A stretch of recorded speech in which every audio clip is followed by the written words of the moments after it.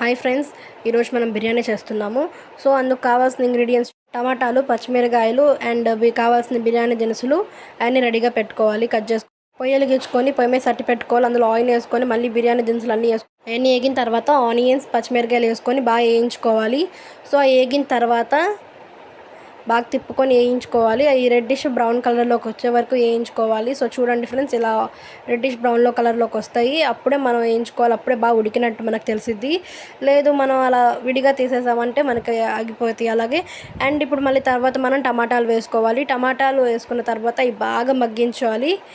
And మగ్గించాక అసలు బాగా మగ్గిపోవాలి, కలుపుకోవాలి. మగ్గినయా లేవో తెలుసుకోవడానికి. అండ్ వాటర్ అంతా బయటకు వచ్చేసి ఆ తర్వాత మనం వేసుకోవాల్సింది అల్లం చిన్నుల్లిపాయ పేస్ట్ అండ్ కొబ్బరి పేస్ట్ వేసుకోవాలి.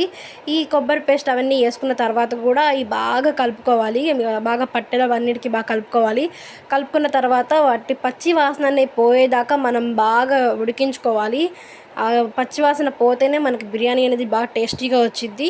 సో అందుకు కాబట్టి మనం అంత పచ్చివాసన పోయేదాకా చూసుకొని, పచ్చివాసన పోయిన తర్వాత అంటే చూసుకోవాలి ఫ్రెండ్స్.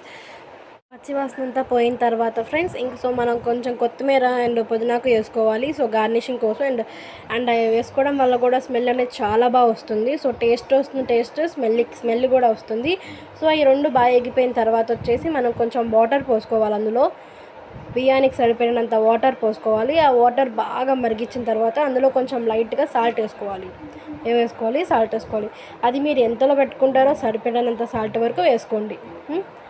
అవి నీళ్ళు కూడా బియ్యానికి ఎంత సరిపడతాయో అంత మాత్రమే పోసుకొని, సో మీరు కరెక్ట్గా లెవెల్స్ చూసుకోండి. మాకైతే కొంచెం ఎక్స్ట్రానే పట్టిన తర్వాత కూడా పోయేసాం మేము. సో మాకు ఎక్స్ట్రా పట్టినాయి. సో మీరు కావాల్సినంత కరెక్ట్గా చూసుకొని వేసుకోండి. సో ఆ తర్వాత అవి బాగా మరిగించి లిడ్ పెట్టేయండి. లిడ్ పెట్టేసిన తర్వాత కూడా ఒక 10 నిమిషాలు అవి బాగా మరిగించిన తర్వాత మీరు నానపెట్టుకున్న బాస్మతి రైస్ వచ్చేసి అండ్ ఇంకా వాటర్లో బియ్యంలో బియ్యం వచ్చేసి ఇందులో వేయండి. అండ్ నేను తర్వాత కూడా అండ్ ఇది 10 మినిట్స్ కొంచెం మిక్స్ చేసి బాగా 10 మినిట్స్కి అది మూత పక్కన పెట్టేయండి. ఇంకా చూసారు కదా ఫ్రెండ్స్ ఎలా తిప్పుతుందో మా చెల్లి. అలా తిప్పుతూనే ఇంకా మీరు కూడా తిప్పండి కొంచెం అలా టేస్ట్ కోసం, అది బాగా మిక్స్ అవ్వడం కోసం. సో ఇంకా తర్వాత 10 మినిట్స్ తర్వాత లిడ్ పెట్టేసుకుంటే తర్వాత ఇంకా మేము వచ్చేసి మా దగ్గర ఇంట్లో పన్నీర్ ఉంది. సో మేము పన్నీర్ని బాగా వేపి ఫ్రై చేసి వేసాము ఇంకా బిర్యానీ పైన అలా గార్నిష్ లాగా. అండ్ ఇంకా మీరు కలర్ ఇష్టం ఉంటే కలర్ వేసుకోండి. అండ్ మాకు ఇక్కడైతే కలర్ వేసుకుంది మా చెల్లి.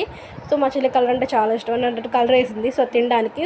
సో ఇది ఫ్రెండ్స్ ఇంకా మా లాస్ట్గా